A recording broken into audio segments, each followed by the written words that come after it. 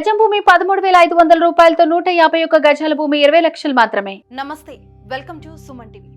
మీ చేత కన్నీరు పెట్టించే ఘటన ఇది. ఏ తల్లిదండ్రులకు రాకూడదు ఈ కష్టం. ఎలుక కారణంగా ఓ 40 రోజుల శిశువు ప్రాణాలు కోల్పోయాడు. ఈ హృదయ విదారకమైన ఘటన నాగర్ కర్నూలు జిల్లాలో చోటు చేసుకుంది. పెద్దకొత్తపల్లి మండలం పెద్దకారు పాములవాసి శివతో నాగనూలుకు చెందిన లక్ష్మీకలకు 3 ఏళ్ల క్రితం వివాహమైంది. లక్ష్మీకల నవమోసాలు మోసి 40 రోజుల క్రితమే 12 బిడ్డకు జన్మనిచ్చింది. ఎర్రగా బుర్రగా ఉన్న బాబుని చూసి రోజు మురిసిపోయేవాళ్ళు ఆ తల్లిదండ్రులు. పుట్టినప్పటి నుంచే బిడ్డపై ఎన్నో కలలు కన్నారు. కానీ ఎలుక వారి కలల్ని చిదిమివేసింది.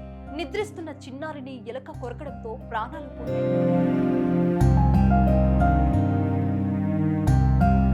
ఎప్పటిలాగే నేలపై తల్లి ముగ్గురు నిద్రించారు. ఈ క్రమంలోనే ఒక్కసారిగా శిశువు ముక్కును ఎలక వచ్చి కొరికేసింది. బిడ్డ ఏడుపుతో నిద్ర లేచిన తల్లిదండ్రులు చిన్నారిని వెంటనే ఆసుపత్రికి తరలించారు. పరిస్థితి విషమంగా ఉందని చెప్పడంతో నిలోఫర్ ఆసుపత్రికి తీసుకెళ్లారు. అక్కడే చికిత్స పొందుతూ చిన్నారి మృతి చెందాడు. దీంతో ఆ కుటుంబం తీవ్ర విషాదంలో మునిగిపోయింది. మొత్తం రక్తం బిడ్డ వస్తున్నది. బిడ్డ వస్తుంటే అంబులెన్స్ ఫోన్ చేసిన. అంబులెన్స్ వచ్చింది.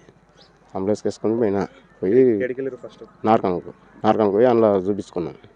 సార్ ఉండి చూసిండు. చూసి అన్ని పైపులు గిప్పులు వేసి హైదరాబాద్ వెళ్ళండి, హైదరాబాద్ వెళ్తే నిరపూర్ అలా చూస్తారు, ఇక్కడ మిషన్లు లేవు అని చెప్పిండు. అంటే సరే సార్ అని చెప్పిన. అంటే సరే సార్ అని ఆడిపోయినాక ట్రీట్మెంట్లు ఇచ్చిండ్రు. మంచిగానే ఉన్నాడు.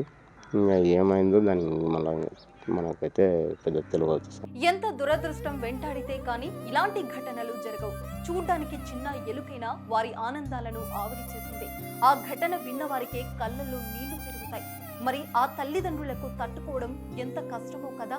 చిన్నారులున్న చోట పరిసరాలు పరిశుభ్రంగా ఉంచుకోవాలని నిపుణులు సూచిస్తున్నారు.